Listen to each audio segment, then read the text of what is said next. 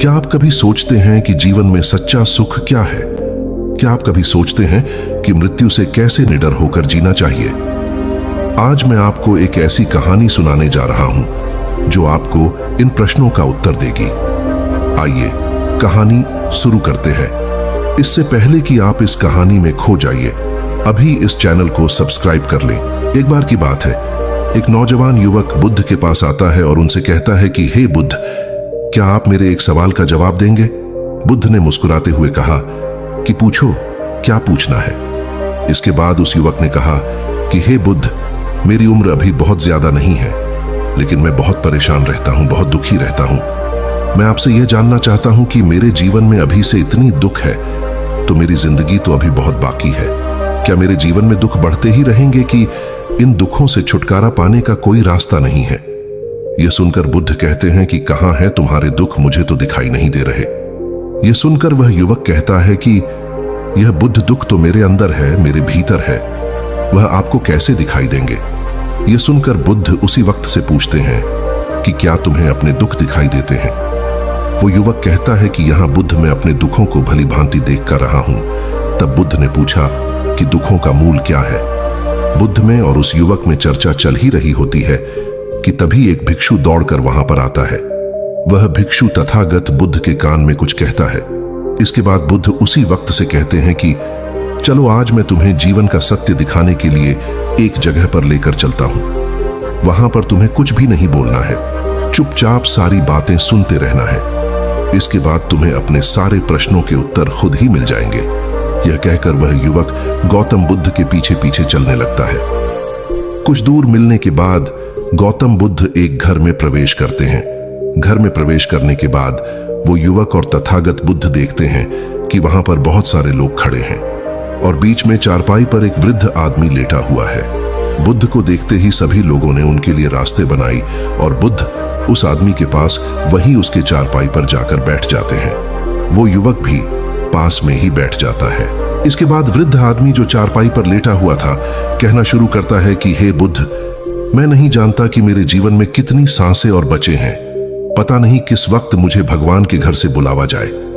मैं मरने से पहले अपने कुछ सवालों के जवाब आपसे जानना चाहता हूं। मुझे पता है कि उन सवालों के जवाब आप ही मुझे दे सकते हैं, इसीलिए मैंने आपको यहां पर बुलाया है। इसके बाद उस वृद्ध आदमी ने कहना शुरू किया कि ही बुद्ध, अपने आखिरी वक्त में मुझे अपने बचपन के दिन बहुत याद आ रहे हैं। मैं अपने बचपन के दिनों को याद करता हूं और सोचता हूं कि वो भी क्या दिन थे, ना कुछ पाने की फिक्र, ना कुछ खोने का गम। बचपन के उन दिनों को याद करके मेरी आंखों में आंसू आ जाते हैं। मुझे लगता है कि कितनी आजादी थी उस समय, मेरा मैन कितना खुला हुआ था। मन में कुछ भी पाने की इच्छा नहीं थी। जिस भी खेल में लग जाते थे उसी खेल में पूरे दिन लगे रहते थे। लेकिन कुछ समय बाद जैसे जैसे मैं बड़ा होने लगा वैसे वैसे लोग मुझे जिंदगी की दौड़ में आगे निकलने के लिए कहने लगे। मेरे पिता अक्सर मुझसे कहा करते थे कि तुम पढ़ाई में अपने भाई जैसे क्यों नहीं हो, तुम दूसरे लोगों से पीछे क्यों रहते हो। यह सब सुनकर मेरा मन बहुत बेचैन रहने लगा। लोग मुझे बहुत ताने मारते थे क्योंकि ना तो मैं खेल में अच्छा था और ना ही पढ़ाई में अच्छा था। सब लोग मुझे किसी और की तरह बनने के लिए कहते थे और उन तानों से तंग आकर मैंने जीवन में कुछ हासिल करने का निश्चय किया। मैंने अपने आप से वादा किया कि मैं भी अपने भाई की तरह कामयाब इंसान बनूंगा और इसके लिए मैं दिन रात मेहनत करने में लग गया। शुरुआत में बहुत मुश्किल है, बहुत निराशा हाथ लगी, लेकिन मैंने हार नहीं मानी और मैंने खुद अपना व्यापार खड़ा कर लिया। उसके बाद मुझे कुछ पाने का एहसास हुआ। मुझे बहुत खुशी हुई क्योंकि जो लोग मुझे ताने देते थे वही लोग अब मेरे आगे पीछे घूमने लगे थे।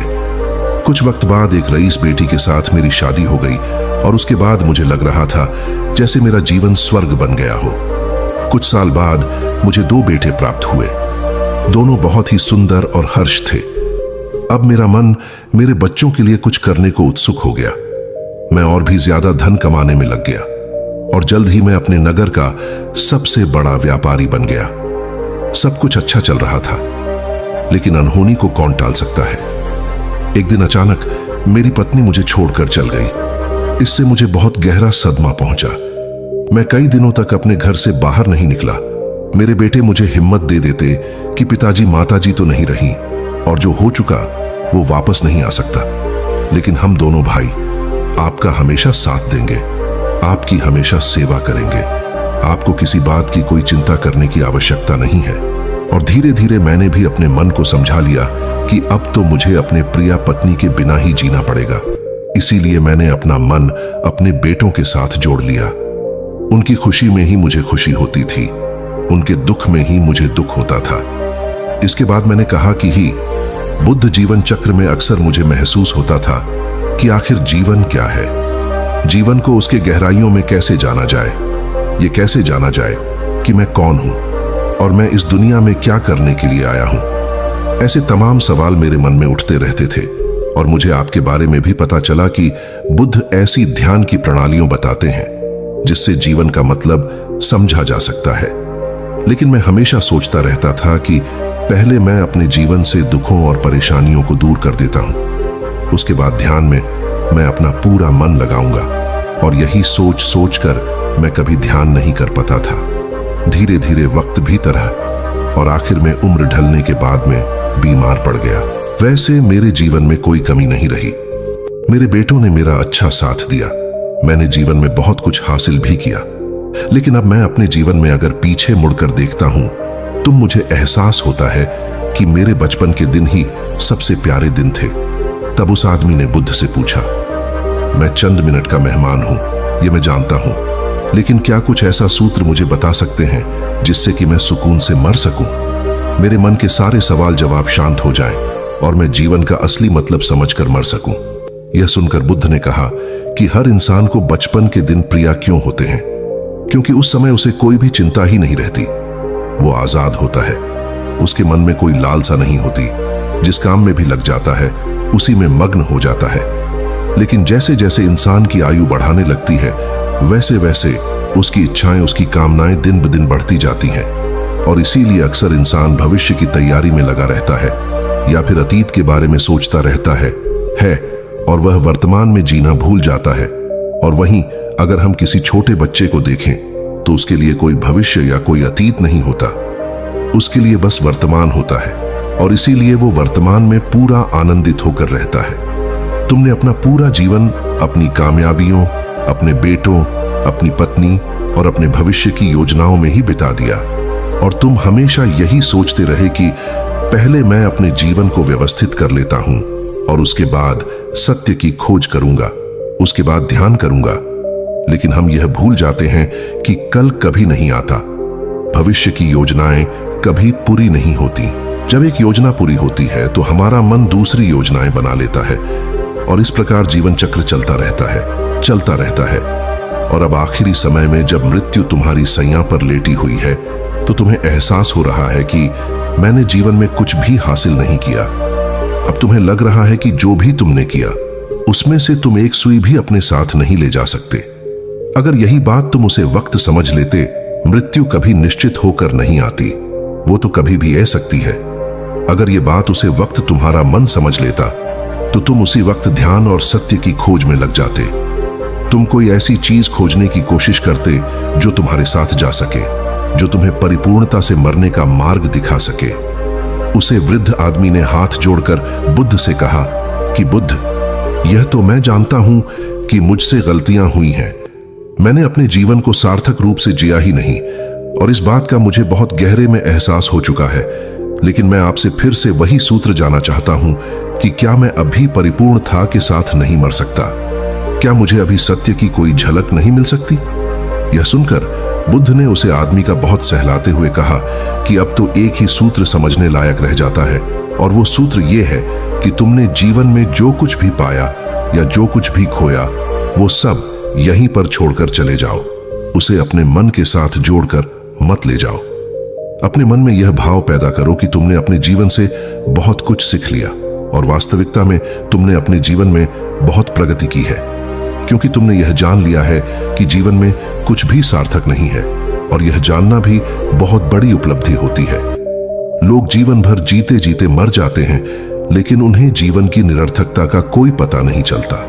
इसीलिए अभी अपने मन से सारे सवाल गिरा दो और यह भाव पैदा करो कि जीवन में जो कुछ जानने जैसा था वह मैंने जान लिया है।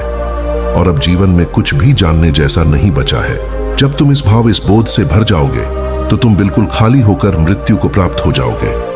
और वास्तविकता में यही मरने की कला होती है। हमने जीवन में जो कुछ भी पाया, जो कुछ भी खोया, वो इसी दुनिया का था और वह यहीं पर रह जाएगा। हमारे साथ कुछ भी नहीं जाएगा। हम खाली जाएंगे, हम बिल्कुल खाली जाएंगे। और जो लोग अपने मन से बिल्कुल खाली होकर जाते हैं, वास्तव में उनके अंदर ज्ञान का दीप जल जाता है और वो आगे चलकर दूसरे जन्मों में उसे निर्वाण की स्थिति को प्राप्त कर सकते हैं। लेकिन उससे पहले तुम्हें इस जीवन की निरर्थकता को समझना होगा। यहां पर कुछ भी पाना या कुछ भी खोना कोई मायने नहीं रखता। इसके बाद बहुत देर तक मैंने कोई सवाल नहीं पूछा और वह मुस्कुराते हुए मृत्यु को प्राप्त हो गया। इसके बाद बुद्ध ने उसे नौजवान युवक से पूछा कि क्या तुम्हें अपने सवालों के जवाब मिले, और मिले तो तुम्हें क्या जवाब मिले सभी को बताओ। उसी वक्त ने कहा कि हे बुद्ध, मुझे अपने सवालों के जवाब मिल गए हैं। वृद्ध आदमी के जीवन चक्र से मैं समझ गया हूं कि जीवन में कुछ भी पाने जैसा नहीं होता। सुख हो या दुख हो, सब कुछ यहीं पीछे रह जाता है।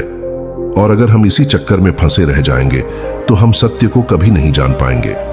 इसीलिए जीवन में सुख और दुख तो चलते ही रहेंगे। इसके साथ साथ चलते हुए ही हमें सत्य की खोज करनी पड़ेगी। लेकिन बुद्ध, मेरे मन में अब भी एक सवाल बाकी है जिसका जवाब जानना सबके लिए बहुत ज्यादा जरूरी है। मेरा सवाल है कि मैं ध्यान की यात्रा करने के लिए बहुत प्रेरित हुआ हूं, लेकिन मुझे कोई मार्ग नहीं पता। ध्यान कैसे किया जाता है कि ध्यान की सभी प्रक्रियाएं तुम्हें होश में लाने के लिए ही बनी है, तुम्हें वर्तमान में लाने के लिए बनी है।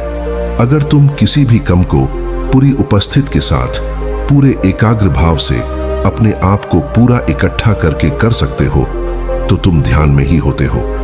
लेकिन हमारा ध्यान इधर उधर भट्ट रहता है। अपना कम करते करते वर्तमान में रहने के लिए मैं तुम्हें एक छोटी सी विधि बताता हूं जिसके जरिए तुम अपना कम भी कर सकते हो और ध्यान को भी समझ सकते हो। जब भी तुम चलते फिरते हो, उठते बैठते हो, सिर्फ अपने सांसों पर ध्यान लगाना शुरू करो। सांस किस नाक से आ रही है, किस नाक से जा रही है, ना कि कौन से कोने से टकरा रही है। सिर्फ तुम उसके साक्षी भर हो जाओ, सिर्फ उसको देखते रहो। कुछ भी काम कर रहे हो, चल रहे हो, फिर खाना खा रहे हो, सिर्फ अपने सांस पर ध्यान लगाओ। और यह करते वक्त तुम्हें महसूस होगा कि तुम्हारा दिमाग, तुम्हारे विचार तुम्हें इधर उधर ले जाते हैं। लेकिन थोड़ी देर बाद तुम्हें फिर से होश आएगा कि तुम्हें अपनी सांसों पर ध्यान लगाना है और तुम्हारा ध्यान फिर से सांस ऑटोमेटिक जाएगा। और धीरे धीरे जब तुम अपने विचारों को देखने लगोगे तो तुम पाओगे कि विचार विलीन होने लगे हैं। तुम्हारे अंदर बस एक खाली मैदान बचा हुआ है। सारे सवाल जवाब विलीन हो चुके हैं। इसके बाद बुद्ध ने कहा कि सांसें जो होती हैं वो वर्तमान में चलती है, ना ही वो भविष्य में चलती है, ना ही अतीत में चलती है। वो वर्तमान होता है, वही वर्तमान स्थिति होती है।